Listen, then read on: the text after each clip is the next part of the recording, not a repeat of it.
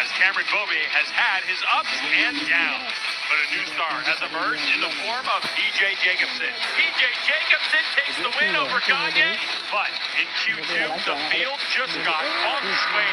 It's a stunning lap from Gagne.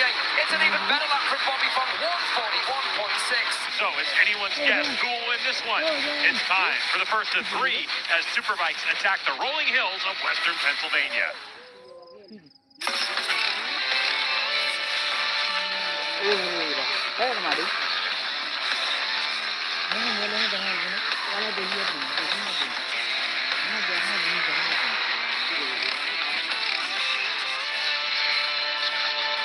time for the Moto America AMA FIM North American Road Race Championship, our 7th round of 9 for 2023. This round is Moto America Superbikes at Pittsburgh. From Wampum, Pennsylvania, we're at Pittsburgh International Race Complex, setting the stage for Medallia Superbike race number 1. And what has been a very tight field at the front of this Medallia Superbike field. Hi everyone, welcome to the broadcast. I'm Greg White, standing alongside two-time national champ Jason Pridmore. Now Jason, it has been crazy because the lap times that these riders have been able to put down, even with a newly configured racetrack, have been extremely tight. Yeah, extremely tight, except for yesterday. PJ Jacobsen's fresh off his win at Brainerd was really delaying down the lap times. Now the lap times here are going to be a little bit longer, only because of this new chicane we have. That's why we're not going to see any lap records broke. But PJ yesterday laid on the foundation for what a fast lap time was going to be, and then it was smashed again this morning.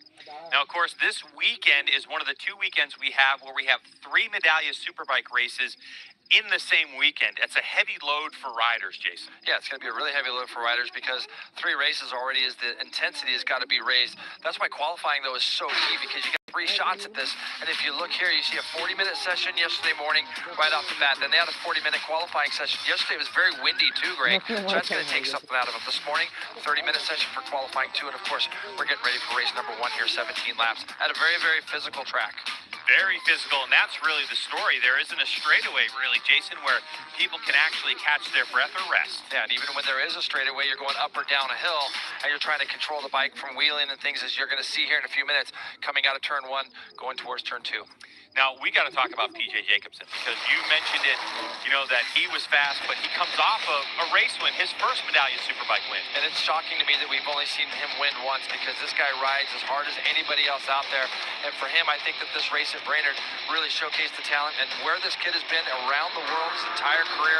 If you ever get a chance to talk to PJ Jacobsen, great stories about some of the places he has gone, from Spain CDB to British Superbike to World Endurance in Suzuka. He has done a lot of great things. To think that that was his first win at Brainerd is pretty incredible. And he's going to be ready to charge again for 3 races here at Pit Race. Yeah, I mean, you mentioned some of the stuff. Of course, World Supersport, he's won there. He's raced in World Superbike. Let's get to the 3rd member of our broadcast team standing underneath the sunshine. It's Hannah Lofa. Greg, Jason, as you mentioned, 3 Superbike races this weekend, and Bobby Fong starting from the pole position for all of them. Bobby, the first Superbike pole position of your career, and it's only your 3rd weekend on this motorcycle. Tell us gotten you up to speed so quickly. Honestly, I give credit to the team. The Yamaha has been working good all weekend. We started the weekend strong. We had some momentum from Brainerd, so we got pole position, but pole position is pole position. It means nothing really, and we're just gonna kind of have some fun and run a smooth, consistent race. And if we end up top 5, top 3 first, I'll be happy as long as we keep on improving. Bobby Fong hoping to keep that momentum going as I make my way back the grid here. One more rider to check in with before we go. He is off this weekend from his full-time gig in American Flat Track. He's none other than JD Beach, a fan favorite in the Moto America paddock. 8 podiums this season, 2 wins, and currently on a 4-podium streak. But this weekend, he's back on a YamahaR15 Superbike. JD, welcome back to Moto America. How is it being getting back up to speed on such a powerful motorcycle with a team that you're so familiar with? It's been a lot of work. It's been fun, but it's definitely work, and I'm kind of bummed we're starting this far back. I bet this bike hasn't been on the fourth row for a while, so I feel like we got good race pace, though, so, I mean, it's just going to be all about just getting a nice, smooth start, and my goal is just to keep making my way forward, and we're going to have some fun today. We got 3 races this week, and I'm pumped about, and, yeah, I mean, it just feels good. It feels good to be back. Best of luck out there, JD. Guys? All right, thanks, Hannah. It's always good to see JD in the mix. Let's take a look at the track map. This is Pittsburgh International Race Complex. It's just about about 2.8 miles long, and it is an absolute roller coaster of a racetrack. It goes up and down. Now, there's a couple straightaways that we look at between turn 19, turn number 1, but they aren't much of a straightaway. And talking to the riders, it gives you maybe 1 or 2 moments to catch your breath. It's physical and it's very technical. But why don't we take a look at the Insta360 track? Jason, tell us about this. Yeah, we're going to be on board Danilo Lewis here, and you're going to see as they come out of here on this Insta360 track map, Danilo's going to come onto this front straightaway now straight downhill, and you go back up, Greg, and you're going to notice here, there's a turn right after this. You got to start turning before that bike even sees the apex. This is straight back downhill again, and you're going to be wide open on these super bikes coming up over the top of a crest. It gets the bike all out of shape now. Famous S is here at Pittsburgh. Some of the funnest parts of this track, obviously, a lot of transition changes, a lot of physicality as far as the bike goes, a lot of throttle modulations. This turn here goes a little bit off camber. And of course, the chicane. This is the chicane that could decide the race today. As we come out of that chicane, you got this last right-hander that brings you back onto that front straightaway. Cannot wait to see these Medallia Superbikes. This guy, last time we saw him, was not fit to race. Now Cameron Beaubier is good to go. Looking forward to seeing what he's got under the hood. So the grid then being cleared ahead of the first of 3 Medallia Superbike races.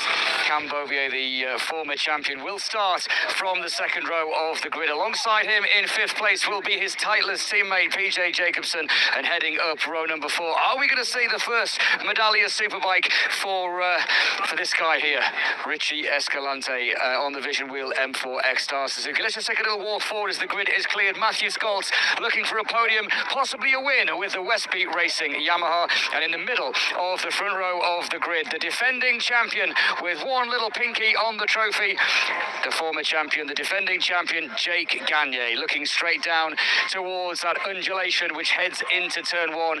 But all eyes will be on the number 50, the Wrench Motorsports, the ADR, his first ever pole position. Hannah was talking to him. He's on the front row of the grid, and he is going to be looking good. There he is, Bobby Fong. He's got the gloves on, he's got the helmet on, and he is going to be having a pretty good view down into turn 1. He gives a little nod of the head. He's done the hard work. He's got himself onto pole position, and Greg and Roger will be up there in the box. I don't know, obviously we've been told to leave the grid, so we are going to have to get off the grid. Greg, that is the top 6. Any one of 6 could win this. Back to you. Well, you're absolutely right. I mean, the top 5 covered by 0.7 of a second. Then, amazingly, about a half-second gap back to 6th. That's Cameron Beaubier. 7th, Josh Herron. But Bobby Fong, in that qualifying session, he used Jake Gagne as a reference point. But he was sticking with him all the way through that lap, closed on him, and then went through the chicane and made up a ton of time with his run through the chicane. He's been here before, but it's been a while. This has to be very special. Yeah, and Bobby wants to prove to everybody he belongs. Yeah. You know, he can still ride, and I think for him, even though he's on pole, I think thinking about a win is a little unrealistic. A podium, you know, if he can get on the podium, that'd be a great result. Or another top 5 like he did at Brainerd, just start stacking those results. And there's a little bit of a gap, but PJ and Cam Beaubier and Josh Herron, they're 6, 7, you know, you can't count them out. They've put in some good laps this weekend, so you never know. Yep, and Josh Herron is using a very hard R7 front compound. Lots to find out what's going to be the successful strategy here. It's Medallia Superbike Race 1 here at Pit Race. Medallia Superbike coverage is brought to you by Medallia, the pioneer in customer and employee experience. By Dunlop, the official tire of the Moto America Championship Series. By Steel Commander Corp, a leading steel building manufacturer offering expertise, innovation, and a dedication to quality. And by Geico Motorcycle. Visit geico.com to see how easy covering your ride can be. 17 laps scheduled in Medallia Superbike race number 1. As we take a look at the podium, as we take a look at the grid, and make no mistake, that is Bobby Fong on pole at a 141.6. Greg looking into the future here. Gagne, Scholz, Escalante, PJ Jacobson, and Cameron Beaubier there just outside row 2. Herron, Yates, Posh. Great job by Ashton Yates, by the way. JD Beach, Gillum, Corey Alexander just outside row 4. Noah Lampkin, Benjamin Smith and De Silva, all on their stock 1000 bikes. Flinders, Lewis, and Giannato are going to round out this field. So, you know, I don't know. I just feel like we could have one of those classic races here today. I mean, if you look at this grid right now, you go all the way back to the third row. That's where Josh Herron's sitting, and we know what he's like on race day. Oh, yeah. And, you know, you could literally see a winner come from as far back as the third row. But I think there's going to be a pretty big group of these Medallia Superbike riders at the front. So I just have one of those feelings today. It's going to be a close one. It has a lot of potential for it, and make no mistake, the Wrench Motorcycles Yamaha R1 rider Bobby Fong, he's downplaying it. I mean, you know, listen, he's got a full-time job. He's here as race support. You know, Bobby was literally talking to a customer in the Dainese canopy and said, "Excuse me, I have to go qualify real quick for Medallia Superbike." Went out, set the fastest lap, came back and said, "All right, where was I?" Yeah, where we got to be here. It's almost at that point. Where do you want your suit? Yeah, I mean, as I see Benjamin Smith rolling down pit lane in front of me, so he's not obviously going to take his grid spot, so that's a shame for the 78 of Benjamin Smith. For anybody out there following him, you see Ashton Yates here. How about Ashton Yates qualifying 8th on that Shivey Racing bike, 43 flat, only 1.4 off a pole. But for Bobby Fong, I would have never thought that was his first pole position, but here we go. Let's see if he can lead him off into turn 1. All Yamahas on the front row. Medallia Superbike race number 1 with a privateer motorcycle on pole position, and away we go. And it looks like the number 1 plate got a heck of a launch, and it is Jake Gagne on that fresh and lean progressive Yamaha that lead the way, and then Matthew Skoltz. A good launch for Skoltz from 3rd position in 2nd, and your pole man Bobby Fong sitting in 3rd. Bobby actually got a pretty bad start as you see PJ Jacobson tried to go up underneath him. Look who's coming on that Ducati. Josh Herron, there he is. There he is. So no surprise here, but Bobby didn't get that great of a launch, so he did really well to recover there to get himself up into that 3rd place spot. As you can see, the 2 Tyler's BMWs right on the back. That's going to be the fire red Ducati of Josh Herron trying to get himself to the front as he sticks in behind Cameron Beaubier. And if you're watching the 99 of PJ Jacobson in 4th place, watching him accelerate up the hill, and you saw some movement from the rear tire, that's actually has nothing to do with the tire. It's the way they're setting up the motorcycle. PJ likes to get on the gas and have the motorcycle rotate around the finish corner as Beaubier goes wide, and Herron takes advantage. So the Tyler Cycles BMW rider Beaubier struggling early on. I think if we had another view of that, I think Herron made that pass. The turn before ran a little wide, Cam got back by him, and then Herron went back through again. So I think these guys quite possibly, Greg, could have traded that spot 3 times in 2 quarters. Josh Herron hasn't been up at the top towards the leader, you know, towards the front of the timesheets all weekend long. But you mentioned it, Jason, it's about racing for him. As Beaubier gets around Herron again, that's the battle for 5th spot. As Matthew Skoltz on the Westby Racing Yamaha R1 trying to get the power to the ground. And Jay, the thing about having the number 1 lead is normally at this point, he's already got a 1-second gap. Oh. Man, he's so close to the edge of the racetrack. Again, Gagne, he's doing that in Brainerd, and you can see how close that bike was to the edge of the track. Now we've had a ton of rain here. As you see Skoltz shaking his head going up over that rise. We've had a ton of rain here. That grass is absolutely treacherous in the sense that it's very, very wet. So we want to make sure that we don't get off there at all. The thing I also want you to pay attention to is PJ Jacobson's roll in when it gets to the chicane. How quick the 99 gets into that chicane and gets that BMW from that right to left, right? Really quick on that BMW is PJ Jacobson as he closes up the back to these 3 guys. Now, it's settled down a little bit there between Beaubier and Herron. Not used to seeing Cam Beaubier running around in 5th either, and not being right up behind these guys. So we'll see if the number 6 can close this gap up to this leading quartet and bring Herron along with him. So we have 3 Yamahas up front, Gagne, Skoltz, and Bobby Fong. And of course we know the fresh and lean progressive Yamahas, we know of the Westby Racing Yamaha R1s, the development cycle in which they go, how they like to set up a motorcycle.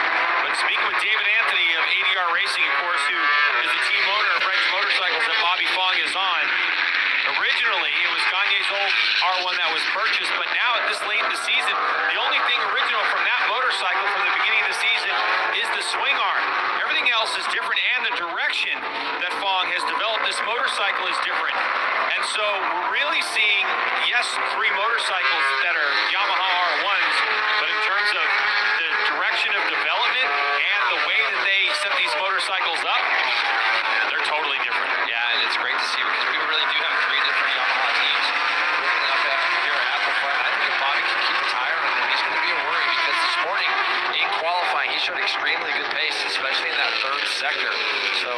Gagne, 42.757 last time by, 42.8 for Bobby. They're the only two, actually, Bobby 42.7 as well on the 6. We had 3 riders into the 42s that last lap through. And Bobby's going to see Gagne trying to make a little bit of a break here and want to try to do something with Matthew. Talking with Matthew a little bit earlier today, they did some work on trying to make it to where the bike was more rideable coming up that steep hill that you just saw. We'll get into that here in a little bit. And Bobby Fong looked like he wanted to take a shot already, Greg. He sees Gagne trying to disappear. Yeah, and over the years, Bobby Fong has been nothing short of magical here at Pit Race in a variety of classes. No. And he wants to have a go, doesn't he? I mean, you can just see it. He's got that extra little bit of speed. And he's, oh no! Whoa! Oh, way to hang on, Bobby! And there you go. The skill of Bobby Fong. The dirt track experience. Wow. That wasn't luck.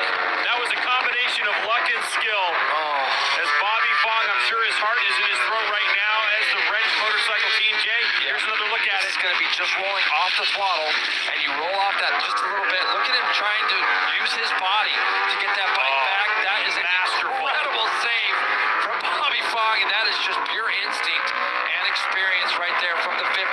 And he's going to march forward. You watch, Greg, this next lap with that little bit of boost of adrenaline that he probably didn't need to do to himself already. He's going to run a quick one this next time through. And part of what makes a motorcycle racer superhuman at times is the ability to put that behind him. That's in the past. He's going to bank it and say, okay, I know how I made the mistake. But for Bobby Fong, he's going to put it behind him. He's going to try to close the gap to Matthew Schultz, who's having such a great run right now, is the number 11 Westby team. There's a pair of Tytler Cycles BMW M1000RRs. Cameron Beaubier coming off of a forgettable Brainerd weekend for him. A big crash, a high side where he knocked his head. Wasn't deemed fit to race the next day. So 0 points scored for Beaubier in his return to the United States. And what you have to say, up until Brainerd was an extremely successful return to the States. Yeah, absolutely. And we've just seen him just a little bit off. He had a rough Laguna Seca, which was a shame. And he got connected with Cam Peterson. And, so now Beaubier trying to move his way forward. So last time by the stripe, Jake Gagne had an 0.8 of a second lead over Matthew Schultz. Hannah.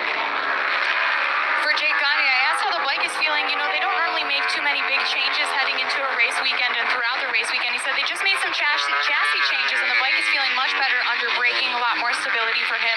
But he said ultimately it's going to come down to who can be the most consistent in the second half of the race. The Dunlops have been so consistent this season that he knows what to expect come the second half of the race. It's just a matter of who's able to manage that the best. And he said the Yamaha is set up quite nice to the tires as the race continues.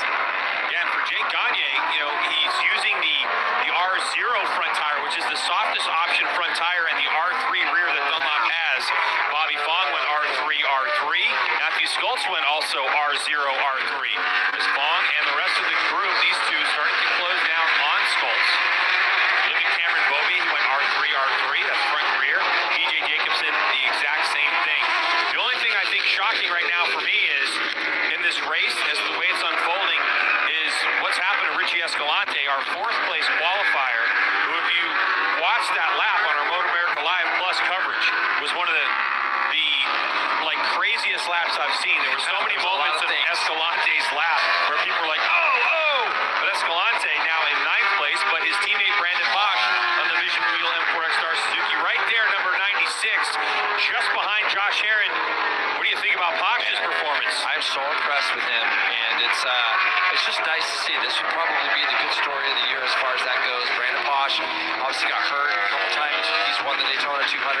Got hurt at the beginning of the year. Was going to ride stock 1,000 all season long, and when we got to Laguna Seca, the M4X-Star Suzuki team gave this young man a chance, and we've seen Brandon bouncing around. We've seen him over in England doing some super sport things and smaller bikes even over there as well. But now he's up the back of Josh Herron here. These guys have had some history between each other in the past. But Brandon Bosch has got his gun sights though on that number 2, and there's JD Beach just behind these guys as well. And Escalante, to your point, did not see this coming again. So not sure what is exactly going on with Richie come race time, but he put in a great qualifying effort today.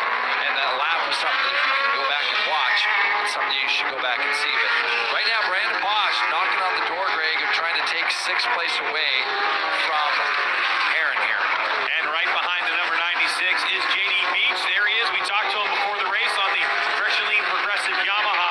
JD having a good go at it, trying to get his brain up to speed. Of course, JD filling in for the injured and season-ending injury of Cameron Peterson. And Cameron Peterson made the trip from California to pit race, and he's with Hannah right now. Well, Cam Peterson would probably much rather be on a motorcycle than in pit lane here, but it certainly beats sitting at home. Cam, how is it being here this race weekend, and have you been able to communicate with JD Beach about what he can do on your motorcycle? Yeah, it's so nice being back at the track.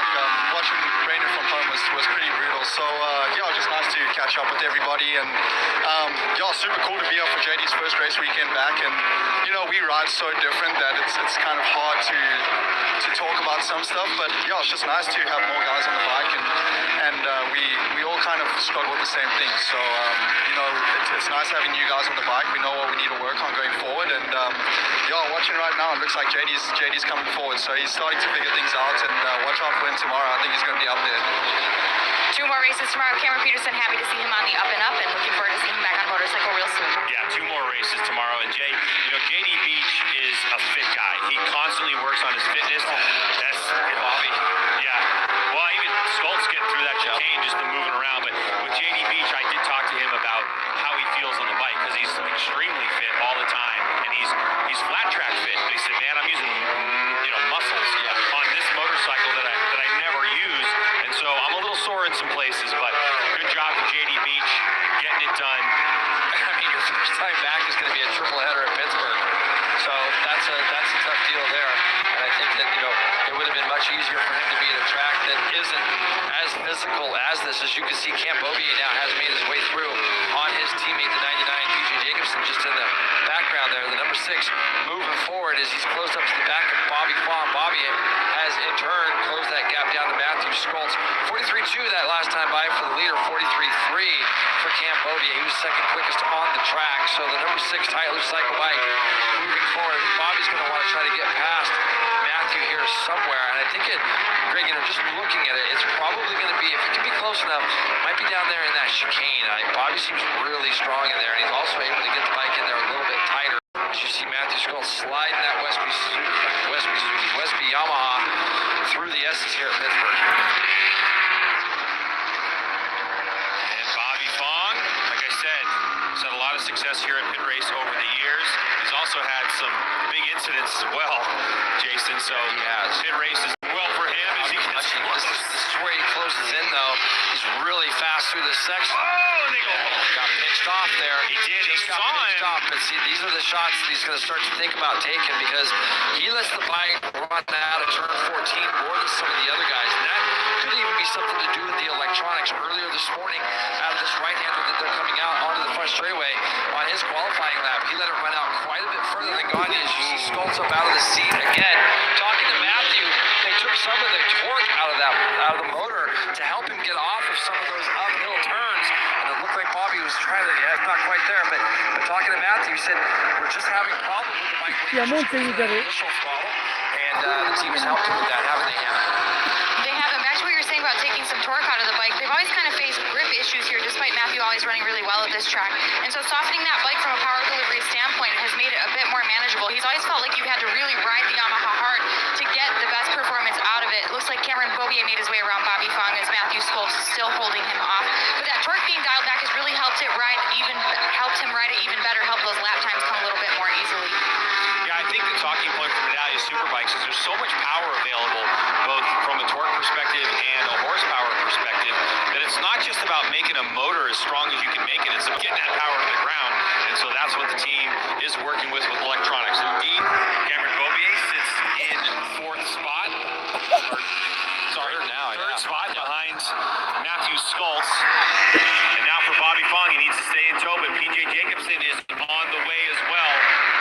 So Beaubier might have to do the hard work here and figure out a way to pass. Yeah, Matthew, it's I don't know if it's set up. I mean, it's so early in the race to say it's rear tires. Beaubier goes up underneath the inside. So there's second place as Gagne's 3.5 seconds up the road. And Bobby's got to be a little bit frustrated, because I think he feels like he had the pace to get to that spot, and he tried the same move that Beaubier tried just right now on Matthew Skoltz. Yamaha to Yamaha didn't quite have the power. That BMW was able to do it, but I think also, Greg, with the fact bike is spinning around and moving around so much. Cameron Beaubier was able to take advantage of that a little bit more as you see them coming down the hill. See how tight Matthew is compared to where the other three riders are? They're letting the bike run out of there a little bit more.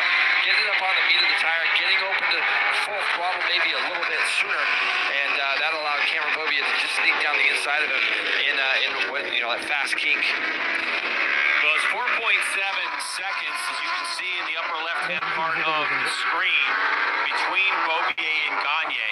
But now with a clear racetrack, we'll see if Beaubier is able to start chipping away at that lead. Yeah, the big thing is, though, is that Gagne is still operating in the low 43s, and we haven't seen any of these guys. I think Beaubier probably about 4 laps ago went 43.3, so yeah.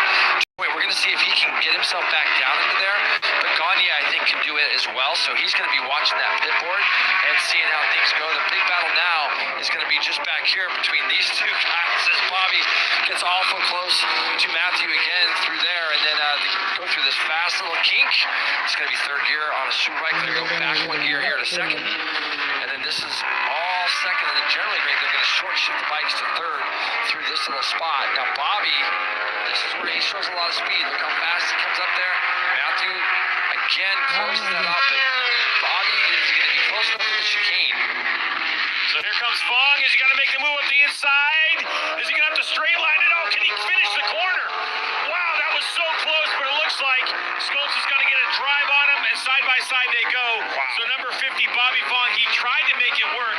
Look, there's no rear view mirrors, so it's, he didn't know what was going on behind him. It looked like maybe a little bit too much distance between himself and Schultz, but both bikes starting to spin and move around. So Bobby Fong, of course, multi-time race winner in Medallia Superbike, 3 of them in 2020. He tries it on the big R1. Matthew had that bike so sideways through the kink, and to do this, to see two riders be able to make it through there that way.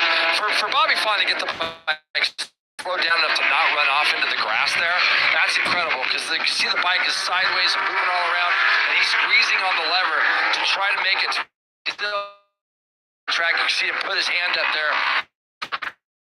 Look. When you look at that spot, the tip in, it is so tight and so difficult to get past there. It looks like Bobby has another look coming down here into turn 7. Now PJ, what that's allowed is it's allowed PJ to get himself right back into this battle for the podium spot. And we know that Josh Herron, bike number 2 on the Warhorse Stations for K-Racing Ducati, is going to jump that curving. His track penalty is under review. So we'll keep you posted and see how that's going to play out. So if indeed Bobby Fong gets hit with a track cut penalty, and it would be right there, that little concrete patch that he kind of went over the top of it. So they're reviewing it, Jason. Yep. And they're going to see, but if he gets a penalty, then he's going to have to get ahead of Matthew, and he's going to have to beat that time penalty as well. And you hope it doesn't happen that way, because he's got to take a shot. He's trying to make it, trying his best to take a shot there and make a clean pass. And unfortunately, just the way the track is in that particular spot, it's a very, very hard place to race. And the spot was obviously Matthew got right back by him. So and it brought PJ back into it as well. Looking at the lap times of the leaders, 43.5 that time for Gagne, 43.8 for Cameron Beaubier. So still 3/10 was lost from first to second place. So that gap now is up to 5.8, and this is really the battle. We've got 3 guys battling for that final podium position, and working hard here. Bobby Fong impressive on the wrench motorcycles, YamahaR15, a bike loaded with ADR in-house built parts. Of course, the motor built by David Anthony. Has to be impressed with his rider, Bobby Fong. Full-time job for Bobby. And there's the number 1 of Jake Gagne, who's extended his lead to 5.6 seconds. And Jay, this is going to give you a really good opportunity to take a look at Gagne and what he's able to do on this motorcycle. And he uses so much body when he rides. The thing I saw there is the bike sideways through that kink, and that kink's probably a good 140 plus mile an hour on these super bikes. It's probably going to be 4th gear through there. So the bike's in the torque curve as it starts, as you're opening the throttle on the way in, and you see these bikes just get a little bit sideways. Now these guys are kind of starting to make a little bit of a run back onto Beaubier here, as Matthew Schultz has broken away a little bit from Bobby Fong. What do you have here? yesterday he was kind of struggling with the bike, not trusting it, but also riding a bit tentatively after having such a big crash at Brainerd. But he certainly found his way back up to the top of the time charts. He's up to speed. He's trying to get the bike to hook up and turn, and that's really been his biggest challenge throughout the weekend. So hopefully he's able to chip away a little bit more at this gap to Gagne at the front. Yeah, I think right now it's going to be great. If you look at it, it's going to be a data collection thing for the Tyler's guys. Once Beaubier was there, they're going to look at a lot of things tonight because they've got 2 races tomorrow. It's going to be important to try to score as many points as they can. So for Cameron Beaubier right now, you know, he's going to just continue to push on and try to pace at the front. 44-1 for both first and second place. 2 guys behind though, Greg, they're in the 43s the last time through. And we have confirmation that Bobby Fong is going to have a 1.5-second penalty for cutting the track. So they had a long look at the way that the times worked. And so Bobby Fong, who's sitting in 4th place at the moment on the racetrack, is actually going to be behind PJ Jacobson on the timing and scoring monitors. So it's Gagne, Beaubier, Skulls, PJ Jacobson in 4th, Bobby Fong in 5th due to that 1.5-second penalty for jumping the curb on the track. JD Beach and Josh Herron, Richie Escalante, and Brandon Bosch. Look how much they've ran down Beaubier on this lap. So I'm looking at my split times. Beaubier lost 2 tenths to Matthew in the first split, but the second split he lost over half-second. So both Skulls and Fong are trying to move forward right now. So you kind of wonder, I don't know if Cameron's got a problem or what is actually happening, but they are definitely closing up on the back of the number 6 at a pretty rapid rate with 5 laps to go. Now, will they be able to get that message to Bobby Fong to let him know that he is been penalized at 1.5 seconds? So, and I think really you have to look at that too, Jay, and say, do you really let your rider know? It just depends. If you're a crew chief, it depends on the mentality of your rider. Do I let him just race, or do I let him know where he is on the racetrack? I think for Bobby Fong, you just let him race. Just let him get after it, and then give him the news once he's finished. When was the last time you saw Cameron Beaubier look back? So he's got a problem. He's obviously got something, whether it's tire or something that's... That's what I was looking at for Beaubier. I was trying to see, Jay, like, how is the...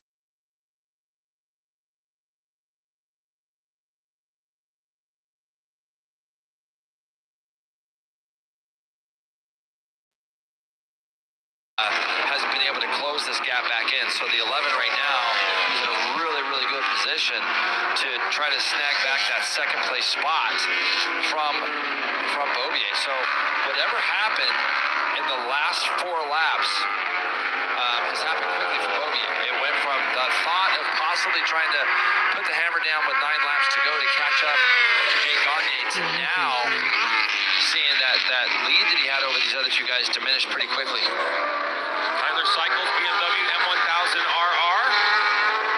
Cameron Beaubier back in the United States after 2 years in Moto2. Having a successful season is the Californian. Of course, after the birth of his first child as well. And there's the pit board for Bobby Fong in the ADR Motorsports. That's the Wrench Motorcycles YamahaR15. To let Bobby know the information. So they let him know that he was P5 in the equation. Of course, Bobby might be thinking to himself, wait, what? Yeah, it's a hard one, you know. I mean, look. He knows he jumped it, though.